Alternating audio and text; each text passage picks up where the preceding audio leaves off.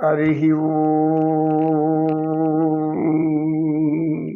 ఈ మానసిక శక్తిని మనం గ్రహించకపోతే మనం అనవసరంగా జీవితంలో దుఃఖాన్ని బాధలతో జీవించాలి తప్పితే ఆనందాన్ని ఎప్పటికీ పొందలేదు.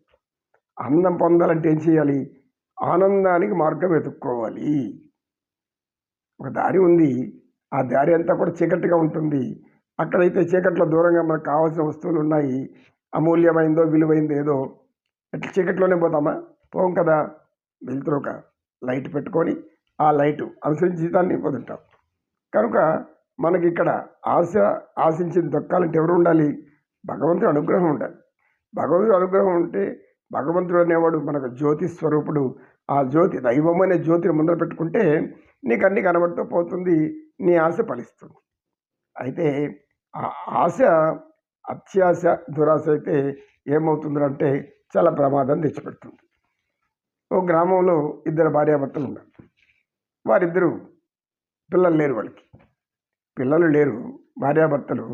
అయితే వాళ్ళ కోరిక ఏమిటంటే ఎదుటి వాళ్ళని చూసి అది కావాలి ఇది కావాలి.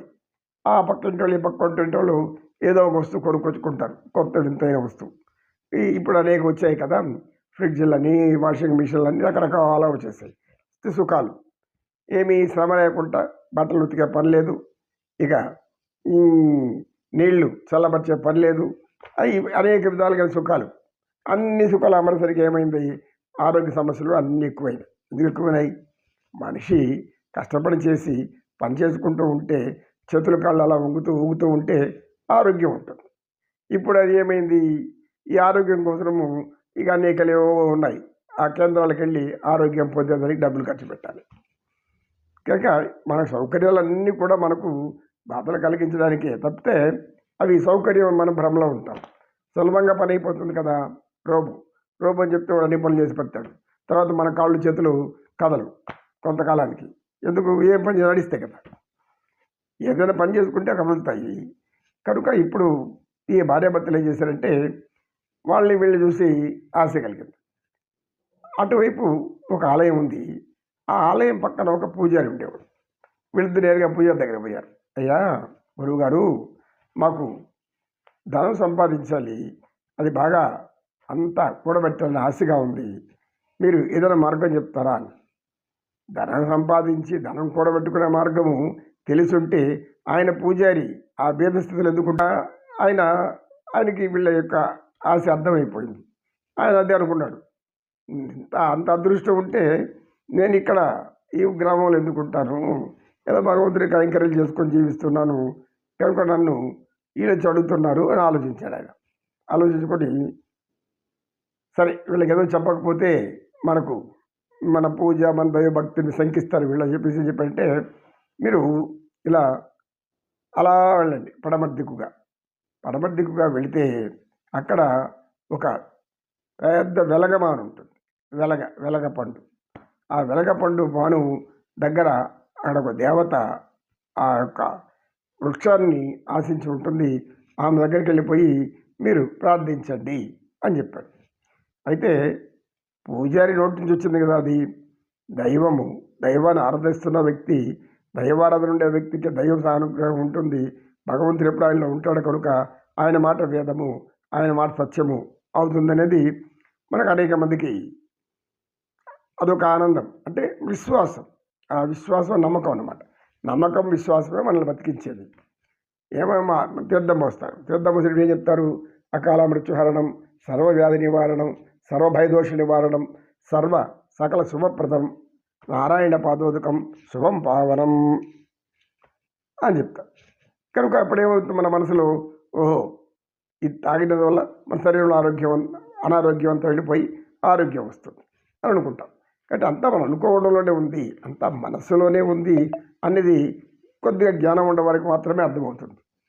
అంతా కూడా మనసు చేసేటటువంటి మాయ. బయట మనకి ఎక్కడ ఏమీ లేదు, అన్నీ కూడా మనసులో నుంచే పుడుతున్నాయి, లోపల పుడుతున్నాయి. ఈ పుట్టే భ్రమలన్నీ భ్రాంతులు అని తెలుసుకోలేకపోతున్నాము. వీళ్ళు ఆయన చెప్పినట్టుగానే పోయారు. అక్కడికి వెళ్ళగానే ఎలగ వృక్షం ఉంది. అది నిలబడుకొని ఆయన పూజారి ఒక మంత్రం చెప్పాడు, ఏదో మంత్రం. ఆ మంత్రాన్ని జపిస్తూ కూర్చున్నారు. వెంటనే దేవత ప్రత్యక్షమైంది. అబ్బా పూజారి ఎంత మహిమాన్వితుడు, చెప్పగానే మనకు దేవత వచ్చేసింది. ఆమె నాయనలారా మీరెందుకు నా కోసం ఇక్కడ ప్రార్థన చేస్తున్నారు, నన్ను ప్రార్థించారు, ఏం కావాలో చెప్పండి. అమ్మ, మేము ఏమనుకుంటే అది జరిగిపోవాలి, మీరు ఏమనుకుంటే అది జరిగిపోవాలి, అంతే కదా. సరే, అయితే మీ ఇద్దరు ఎవరికో ఒకరికి ఆ యొక్క వాక్ ఫలితం ఇస్తాను. ఆ ఒక్కరి మాటకు మాత్రమే విలువ ఉంటుంది. ఆ మాట అన్నట్టుగా జరుగుతుంది. చాలా చాలు తల్లి పెద్ద భార్య భర్తలు కదా, భర్త అనుకుంటే భార్య అనుకుంటే ఏమి అని అనేశారు. అనేసాక భార్యని అడిగాడు, ఏమంటే నేను అడుగుతానండి, నేనే కోరుకుంటాను, మీకు సరైన కోరికలు తెలియదు, ఏం కోరాలను మీకు అప్పుడప్పుడు మందమతి కూడా ఉంటుంది, మీరు ఏదైనా పొరపాటున కోరనందుకు కోరితే అప్పుడు ఇబ్బంది అవుతుంది కదా అని భార్య అంది. లేదు, నేను మగవాడిని, నేను కోరడమే సమంజసంగా ఉంటుంది. ఎందుకంటే నేను బయటంతా తిరుగుతూ ఉంటాను, ఎవరెవరు సుఖపడుతున్నారు, ఎట్లా సుఖపడుతున్నారు, ఏమేమి పొందారు, ఇవన్నీ నాకు గుర్తుంటుంది, అవన్నీ నేను అడుగుతాను అని అన్నాడు. ఈ భార్య ఏమనింది, కాదు, ఆడవాళ్ళు ఇళ్ళలో ఉంటారు, ఆడవాళ్ళు ఎలాంటి గృహోపకరణాలు కావాలి, ఎలాంటి సుఖాలు తెచ్చుకోవాలి, దీని గురించి వాళ్ళకి తెలుస్తుంది, కాబట్టి నేను కోరడమే సమంజసం అని. ఆ దేవత కొంచెం చూసింది, మీరు చెప్తారా, నా ఇల్లు పోమంటారా అనింది. అమ్మ ఆగావు, చెప్తాను. ఏం చేస్తామంటే ఇంకేం చేశాడు, నువ్వే కోరుకొని భార్య వదిలేశాడు. ఇంకెందుకు అవి వెళ్ళిపోతే కష్టం మళ్ళీ. అదే భార్య ఏం చేసింది, అట్లాగే ఆ దేవత తదాస్తు అనింది. ఇక నమస్కారం పెట్టింది, దేవత కనపడలేదు. సరే, ఇంటికి వచ్చారు, కూర్చొని ఆహారం కూడా ఆకలి లేదు వాళ్ళకి ఇప్పుడు. ఎందుకంటే ఏమేమి కోరాలని లిస్ట్ రాసుకుంటున్నారు, ఏమేమి కోరాలని అన్నీ రాసుకుంటుంటే అక్కడ ఈ యొక్క స్త్రీకి సంబంధించిన ఆభరణాలు, స్త్రీకి సంబంధించిన దుస్తులన్నీ రాసుకుంది పట్టిగా. మగవాడికి సంబంధించిన వాటి తక్కువ ఏదో రాసింది, ఆయనకి ఏదో అంత తిండి పిడి పాడేసేటివి అయ్యో రాసి పెట్టుకుంటారు. కోపం వచ్చింది, నీకు మాత్రం ఆభరణాలు రాసుకున్నావు, దుస్తులు రాసుకున్నావు, పట్టు చీరలు రాసుకున్నావు, ఇన్ని రాసుకున్నావు, మరి నాకు ఏమీ లేదా, కనీసం పట్టు పంచ ఇట్లాంటివన్నీ కూడా ఏమైనా రాస్తే కదా. ఏమండి మీరు, నేను రాస్తున్నాను, చెప్తా, తొందరపడితే ఎట్లా అని ఇలా మాట మీద కోపం వచ్చింది. అసలు మీరు ఎగడం కంటే ఈ ఏమీ లేకుండా దరిద్రంగా ఉండడం మేలు అనేసింది. ఏమైంది అంటే ఏమైంటుంది. కాబట్టి ఆశ అనేది మానవుని ఇలా తీసుకెళ్తుంది తల్లి. ఆశకు అంతు అనేది ఉండదు, చివర అనేది ఉండదు. అది ఆది అంతం లేనటువంటి సృష్టి లాంటిది. అది విశ్వమంతా ఉంటుంది. కనుక మానవులు భగవంతుడు అవకాశం ఇచ్చినా దాన్ని అనుభవించే జ్ఞానం లేకపోతే ఇలా బాధపడాల్సిన తల్లి. కనుక మానవులకు ఆశ ఉండాలి, కానీ దురాశ, పేరాశ, అత్యాశ ఉండకూడదు అని సత్యనేశ్వరుడు చెప్పాడు. శ్రావణభూతి, ఇప్పుడు నువ్వెందుకు లేస్తున్నావు అని గురువుగారు నాకు ఒక నీతి లేదా సామెత, అలాగేనైనా తప్పకుండా చెప్తాను. నమో కృష్ణ కృష్ణం వందే జగద్గురు.